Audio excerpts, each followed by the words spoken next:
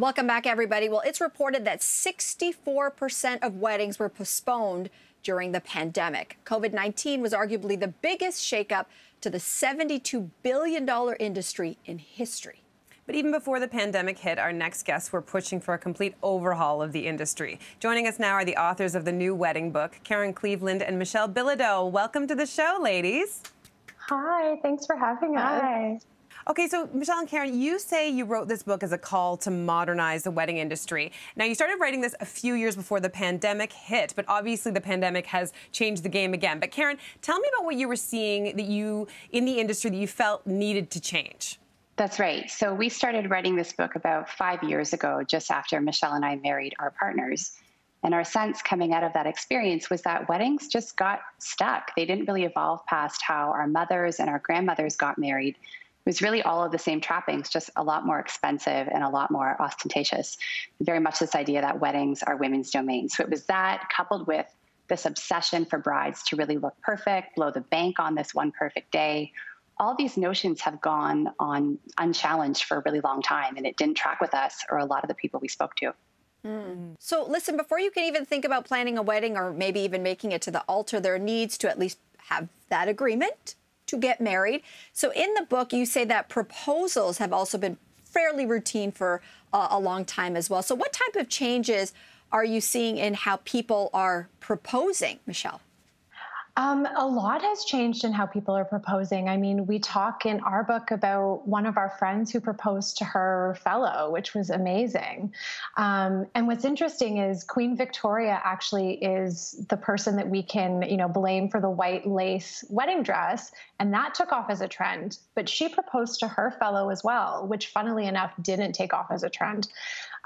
So what I think is really interesting about proposals is people are asking each other to get married in bed in the morning, or they're going on a hike and just saying, you know what, let's just do this. It's more about communicating as a couple as opposed to just having the man get down on one knee and say, like, I want you to be my bride. We want to really encourage people to talk about it and communicate and have this be a decision that they come to together as a couple. I definitely knew a bit about the sexism that was deeply rooted in some of the wedding traditions, but there were a few you explored in the book that I had no idea were quite so sexist. So, Karen, maybe you can talk to us about some of those outdated norms and how people have begun replacing them. You bet. And some of them are pretty problematic. So we want to preface by saying that we're not anti-participating in these customs. We just want people to understand what they're rooted in, and then if it still makes sense for them and they want to include them in their wedding, that's great.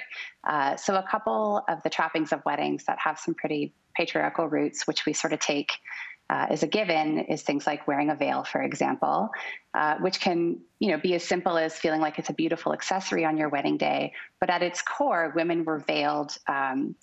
It sounds horrible, but basically when they got to the altar, that was the first time they were unveiled to their groom. And that way he couldn't back out if he didn't like what he saw walking towards him down the aisle.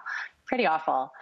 There's also the custom of inspecting the stocking, which has now made its way to the kind of cringeworthy custom of a garter belt toss. So nothing like having someone strip a piece of lingerie down your leg while both your sets of parents are watching.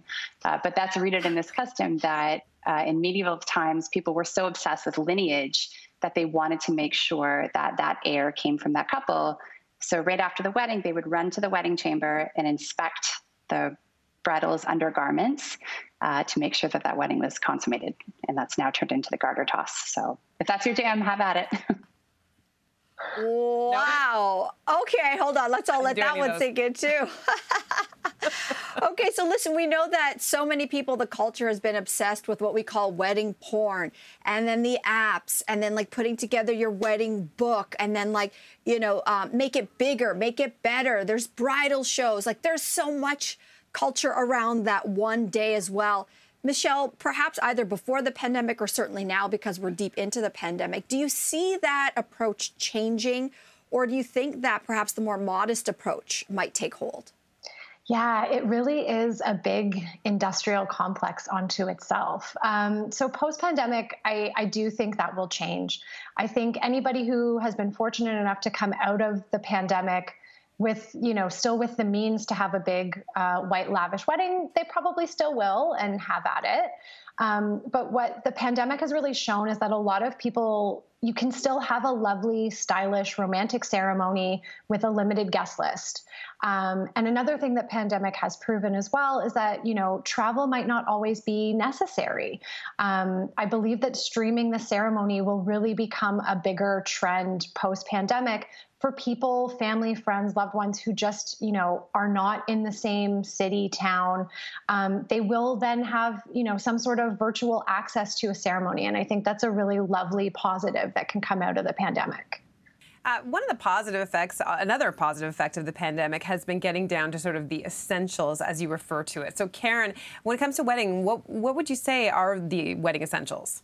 You're totally right. A year of micro weddings has shown couples that, look, there's an alternate path. You don't need to have this over-the-top affair to get married.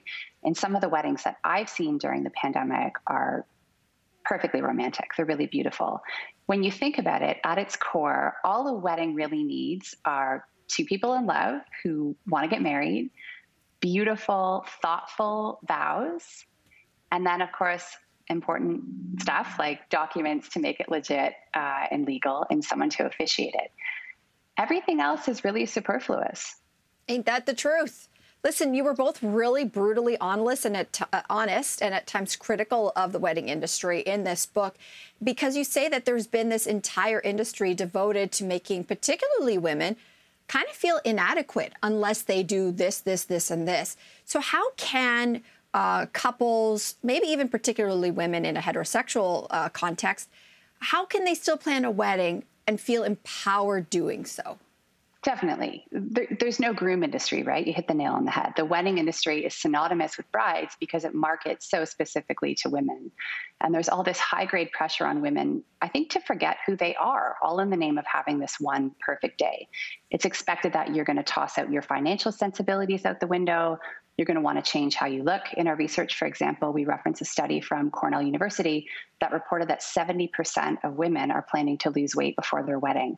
So you see stuff like this hashtag shedding for the wedding on social media. It's really disappointing. So we really advocate for couples in general and women in particular to really question what's behind that pressure. Is someone profiting off of that pressure? Is someone making money off of you losing weight, like a bridal boot camp, for example, or doing a really expensive cleanse? Are you being upsold on a dress that doesn't feel like you for the sake of looking like a bride? So we really want people to ask hard questions and lead with their values, which will hopefully mitigate some of that. Michelle, let's talk about micro weddings, because we're hearing from those who haven't canceled their weddings or postponed them entirely. Not canceled, postponed them. That's becoming a big trend. So what's your advice for those who are downsizing, what they can do to make those micro weddings feel special? Yeah, I think what's really amazing about downsizing is couples can take their budget and kind of funnel it into something that really speaks to who they are and makes the day feel special for them, whether that's food, florals, photography, attire. One example that I love and I go back to often is Elaine Welteroth. She's an American journalist. She's a co-host on The Talk. And last May, her and her partner shifted their budget to focus on a beautiful floral archway that they put inside the front door of their Brooklyn brownstone. And they got married under it. And she just grabbed a dress from the back of her closet and a beautiful pair of heels. And they had a socially distanced street party to celebrate their wedding. And to me, that was just the epitome of cool. That is really, really cool. So listen, you touch on destination weddings, which we know for a long time, super hot. You call them the meal kit of weddings, which is interesting. I was actually slated to go to two this past summer and then rescheduled to this summer ahead, one in Malibu, California, the other one in Florence, Italy, both postponed until... So what's the future of destination weddings, Karen?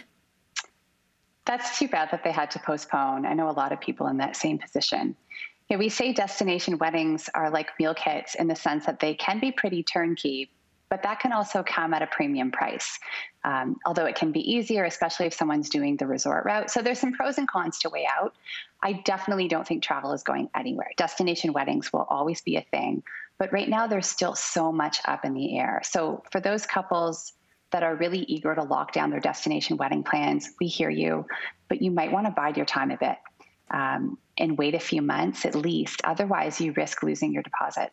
Karen and Michelle, thank you so much for spending some time with us today, and congratulations on the book.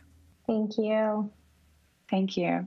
It's called The New Wedding Book. It is available now. Don't go anywhere. We'll be right back.